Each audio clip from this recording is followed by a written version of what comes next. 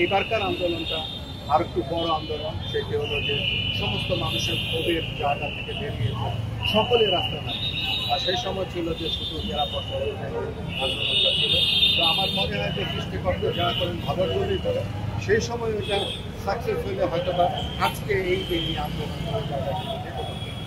এই নিরাপদ সড়ক বাস্তবায়নের জন্য যে চ্যানেলগুলো আমাকে নিয়ে যেত, কথা বলাতো, আমি সেই চ্যানেলগুলোকে আমি ধন্যবাদ জানাচ্ছি আজকে এই জায়গাতে।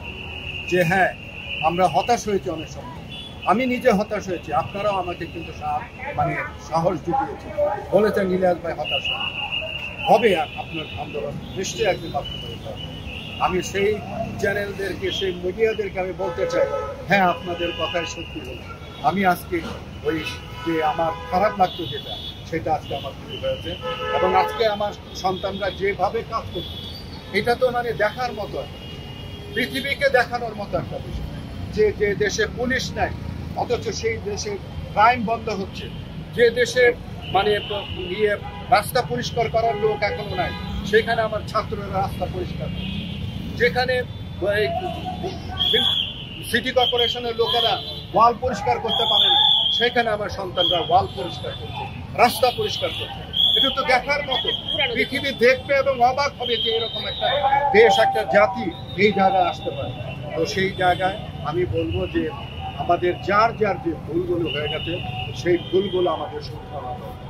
আমাদেরকে এই নতুন করে আমাদের পাওয়া এই বাংলাদেশকে আমরা সকলে মিলে আমরা যেন আবার নতুন করে করতে পারি। আমি যেমন কয়েকদিন ধরে আমি আমার পরিবহন সেক্টরের নেতাদেরকে, আমার সাধারণ মালিক, সাধারণ শ্রমিক যারা আছে, যারা সাধারণ চালক আছে, তাদের ব্যাপারে কিন্তু আমি বলছি যে আপনারা এই সময় এগিয়ে আসেন, আপনারা অবদান রাখেন। আপনারা যে আগে চাঁদা দিতেন বিভিন্ন ঘাটে ঘাটে, এখন তো চাঁদা দিতে হচ্ছে না, কাজে আপনাদের পরিবহনে পণ্যের ভাড়া কমান, যাত্রীদের ভাড়া কমান। এই কাজটিও যদি করেন, এই পজিটিভ কাজটি করলে আপনাদের প্রতি মানুষের একটা আমি জানি না, আমি একটু খোঁজ নেব যে ভাড়া কমছে কেন। আমি 2 দিন ধরে এই কথাগুলো বলছি যে ভাড়া কমে না, মানুষ যাতে সব দিক থেকে যেন উপকার হয়, সেই জায়গা থেকে আমাদের দেশ গঠনের জন্য শুধু নিরাপদ সড়ক, আমাদের দেশটাকে নিরাপদ করতে, সকল দুর্নীতি মুক্ত করতে হবে, আপনাদেরকে চাঁদাবাজি বন্ধ করতে হবে, এবং যে সমস্ত জায়গাগুলোর জন্য মানুষের কষ্ট হয়েছে, সেই কষ্টগুলো আমাদের করতে হবে। এবং আমি যে কথা বলেছি, এর আগেও আমি বলেছি যে পাড়ায় পাড়ায় মহল্লায় যেন কমিটি তৈরি করে এই ডাকাত এটা সেটা, এই যে ধ্বংসযজ্ঞ যেগুলি হচ্ছে সেগুলো বন্ধ করার জন্য আমি যেদিন বলেছি, তারপরের দিন থেকে দেখেছি ছাত্ররা মাজার মনে করছে।